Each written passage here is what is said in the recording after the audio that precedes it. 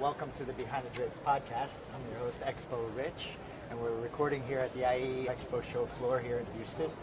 Thank you so much for being here. My honored guest, Anca Platon Trifan. You nailed it. All right. And I'm really excited to have you here because you are one of the speakers here at Expo, and you speak on event technology and all of how we have a holistic approach and bring everything together. So did I get that right? I speak on event technology, particular AI, Yeah. and how it embeds in Yeah. our event tech stack. But first off, thanks for having me. Yeah. It's a pleasure. It's a great show. It's my first time, so I'm learning my way around it for sure.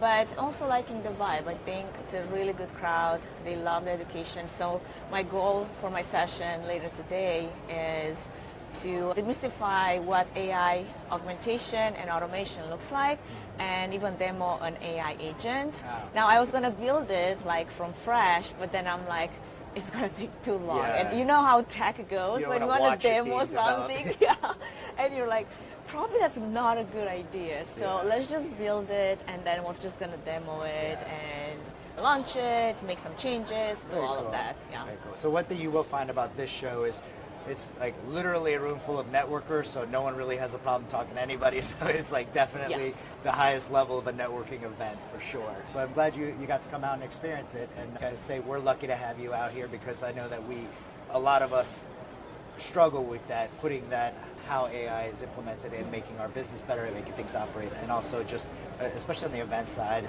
how do we make all of this better by making it faster and more robust? Yeah, and I think the biggest challenge that I see is a lot of event professionals, they're still looking at AI as a tool versus a strategy versus how can it change my workflow.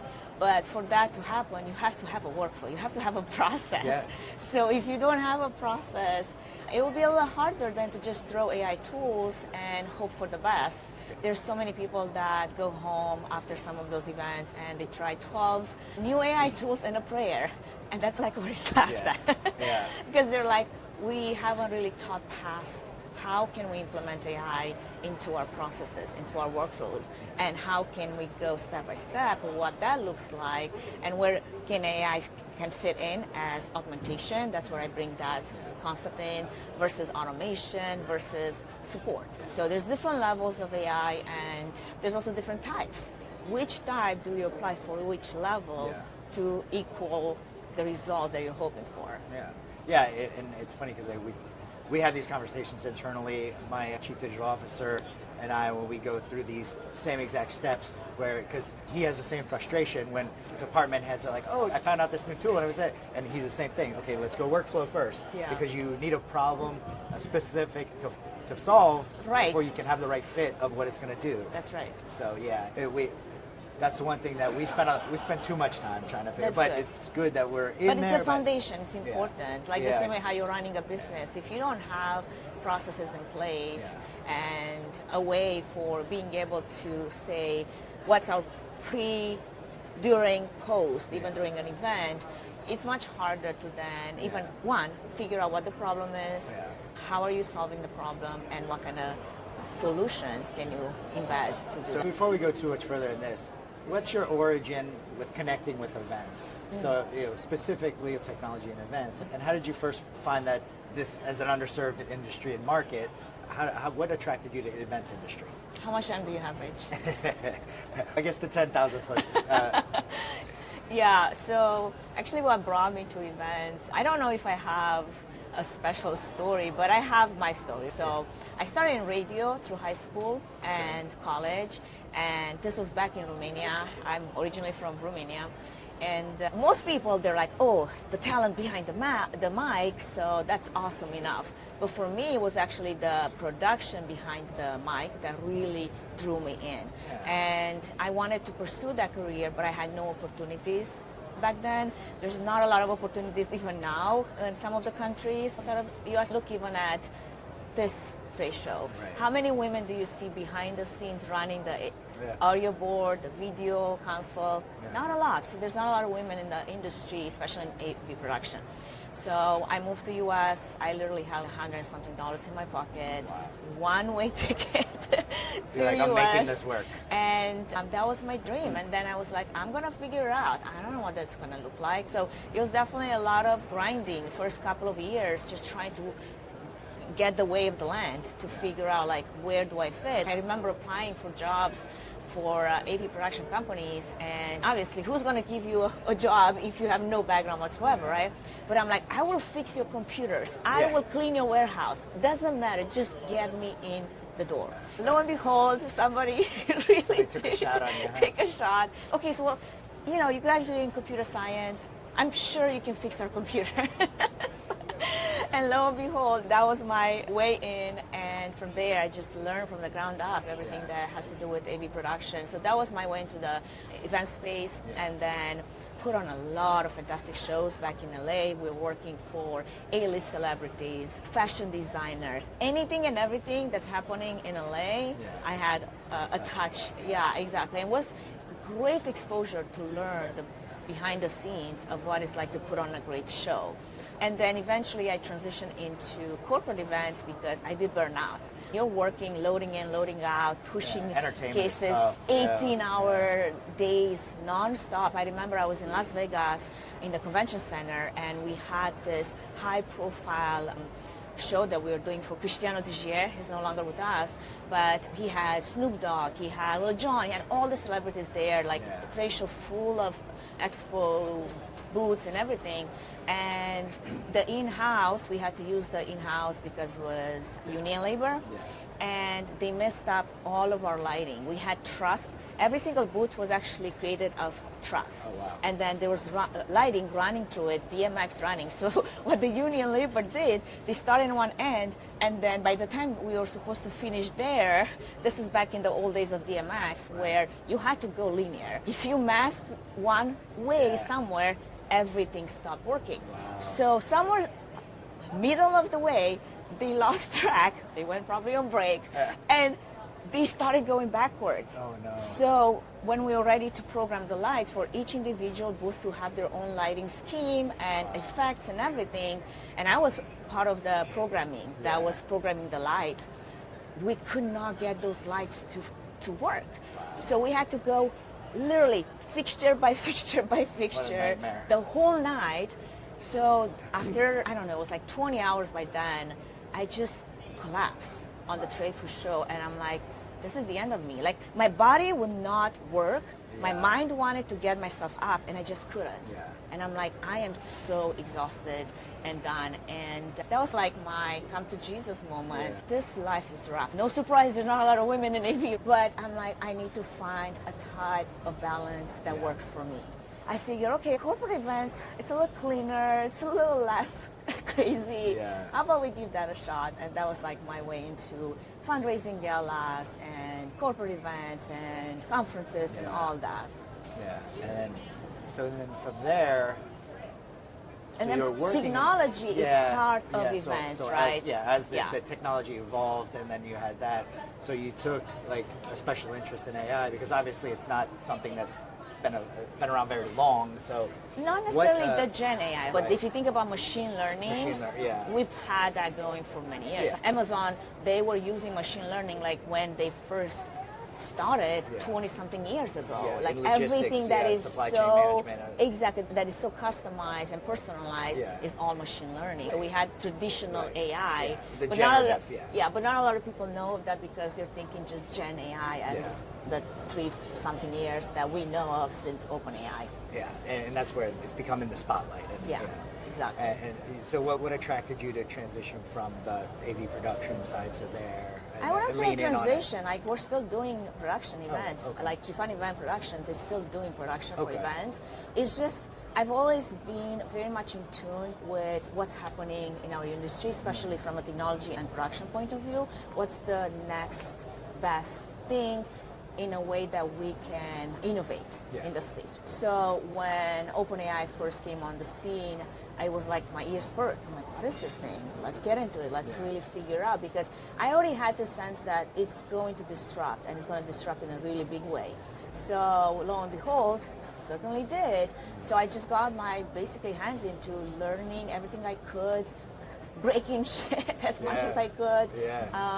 And just making it work for our workflows, for our production, for our events, right? So that was the way into, oh my gosh, this is really going to change things. And then I realized, as much as I'm very curious and hands-on, because I am really hands-on, the reason why I'm in the baby production is because I like to get my hands dirty. And not a lot of people were as advanced or knowledgeable. So that was my way of, like, it's through the podcast, Events Demystified, and also speaking, to bring education to the masses, per se, because even now, like, it's 3 years since OpenAI came with their GPT-2, and people are still using Gen AI for brainstorming. That's the end of it, right? So 3 years later, and it's been advancing so fast.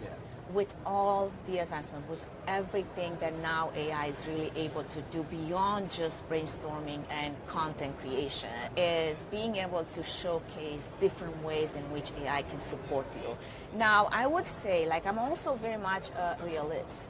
This is disturbing not just our industry, but outside of our industry, labor and talent and skill sets, and what jobs will be replaced by AI. We can't ignore the fact that it's happening. We can't ignore the fact that it will be still happening in a big way. I do worry about my kids. They're 12 and 8, and I worry about what skills do they need to learn to be relevant in an AI-run world 10, 15, 20 years from now. That's a good point, because I worry about that, because my kids, I have 3 20-year-olds and a 17-year-old. And it's almost like they missed that formative days of education. And now they're because already, of COVID, and then also getting into college now, while now everything is so ramped up. Fast, and so it's, having kids that are like much younger, that are first gen and involved in it, and they're like almost missed the bus, so now they need to work harder backwards, like you did, and like we have to do. But it was like, it's like that window was just like so close, and just it is. And I wish I had a crystal ball to tell what the future might be, and I think we'll take it one step at a time, but still, like, it's impacting so much. And I feel still the best strategy is stay on top of it. Don't let it go by and think that it's not going to touch you, your position, your future, because it will. In some way or another, it will. And if you are not able to have the concept of how you can apply it practically to whatever it is that you're doing, it will be rough. It will be hard. My husband, he's a mechanical engineer. There's not a lot of processes that AI is changing right now in the hardware mechanical world, but as he's opening himself to other opportunities, one of his recruiter that he was working with is, you need to add AI to your resume. That's what people are looking for. I don't even use AI because we work for national contracts and security and wherever. We're not even allowed to bring it into, but you're like, you have to put it on the resume. You have to get it a skill set in there. I love the analogy about, and you talked about it being the ultimate disruptor and changing everything and stuff, and with the story of the tractor with agriculture. And food didn't go away, food production and a thing, just the way that we did our farming. And this is the same thing. The tractor is AI. AI is going to change the Although way it's we a do much, everything. much faster tractor. Much faster tractor.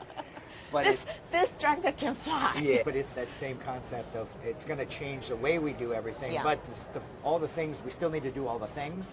So we just have to refigure out the way we do the other things, because we still need humans to do things.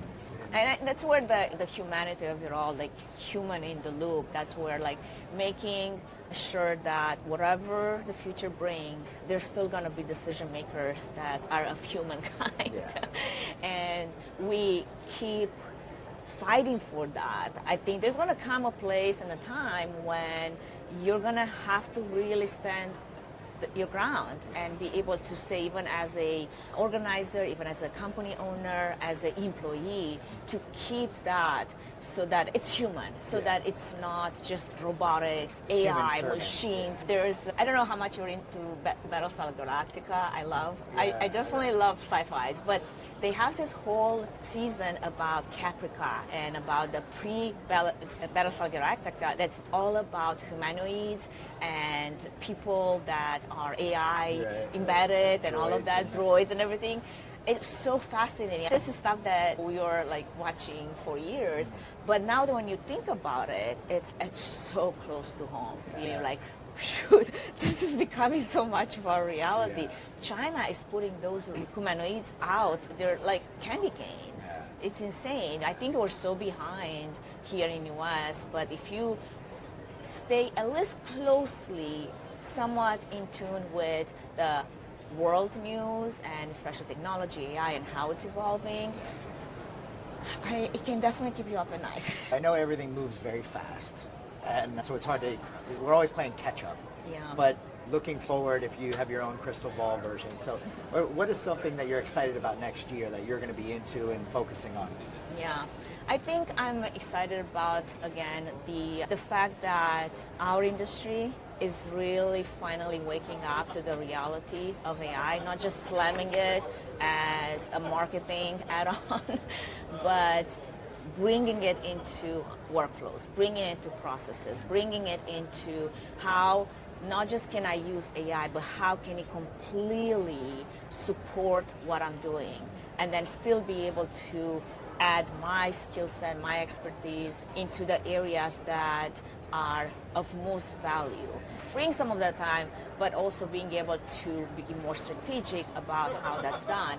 I'm excited about that because I think there's more of a wave that's pushing in that direction versus tools. AI is tools, more strategy, more humanity, and more education and knowledge and application. Thank you so much for doing this, and if people want to reach out to you and find out more information on how to develop their AI strategy, how can they get a hold of you? The best way is find me on LinkedIn. That's where I live. However, since we're taping this twice for two different podcasts, Events Demystified and Behind the Drapes, you can also find me on all the other podcasting channels out there. YouTube is a big one, Spotify is a big one, Events Demystified being the podcast, and if you want to connect directly, LinkedIn. Thank you so much for doing this. I appreciate you being here. Thank you so much, Rich. Enjoy the show. Thank you.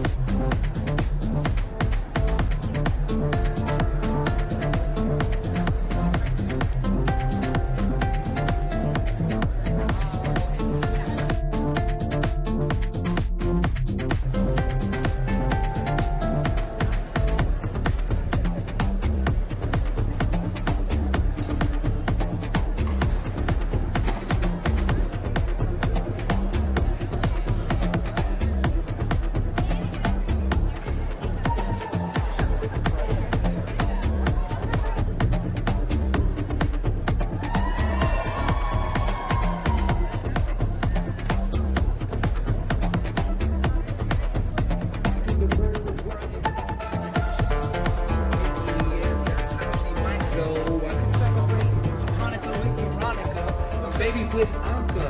Oh, she just walked by and that was bonkers.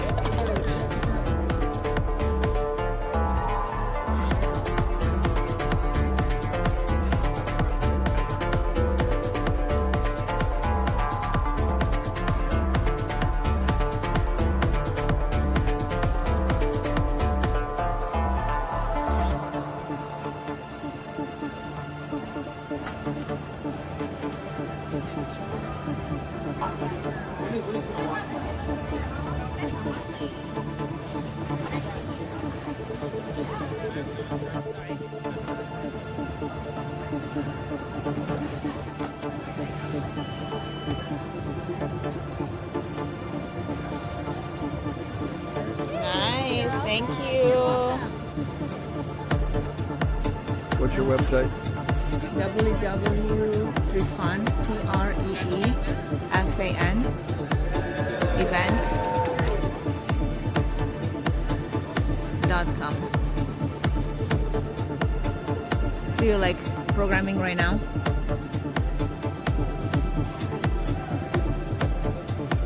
Let's go see here. Okay. Now scan. Okay. Ta-da! Ta-da! Cool, huh? Nice. He just made me a pen that has the website embedded into it. Yeah. How cool is that? Love it.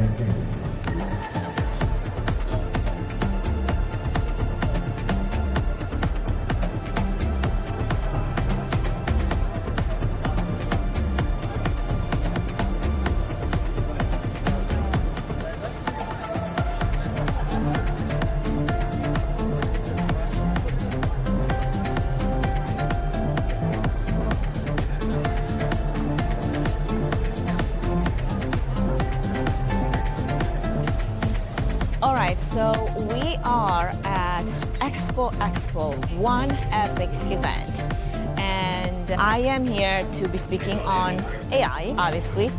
So I had to do my thing and join a few of the other AI sessions to get an idea of where is everybody as far as knowledge goes. And it's come to my attention that this AI knowledge is very basic.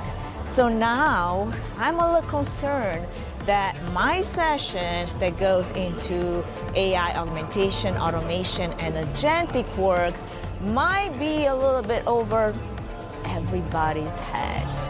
However, I think it's about damn time for us to move AI from content creation and brainstorming to actual useful things like AI strategy embedded into our workflows and unleashing an army of agents that are there to do the work for us, doing all the menial tasks that we have been doing for so long.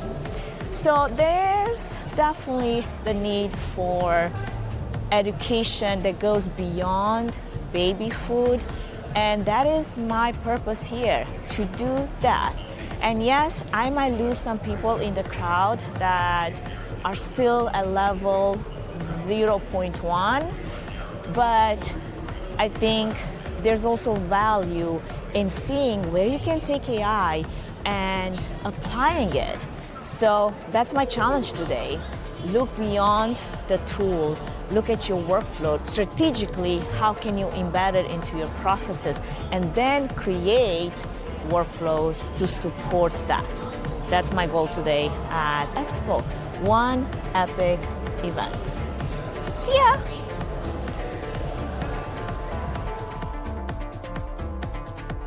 What this is, it's using Claude Code. Any of you into vibe coding?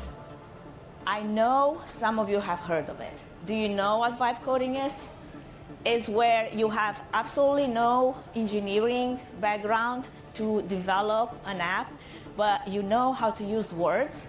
So you go to ChatGPT or Claude or Gemini and you ask it, hey, I have this idea. Would you be able to take this concept and turn it into an app for me? And guess what? It does the work for you. Imagine that. Okay, so here's what I have built. I was literally in that place where I'm like, I have this idea, and what you see here is actually, this is my terminal. But the terminal has Claude Code installed. There's two ways in which you can engage with Claude Code when it comes to vibe coding.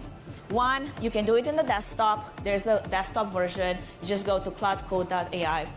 Or you install on your local machine and then you run it in the terminal. I love the terminal part because it's much faster and it has access to all my files. For example, in Cloud Desktop, I have to integrate, do an API connection, blah, blah, blah. Things that right now we're not gonna get into. However, this already has access to all of that.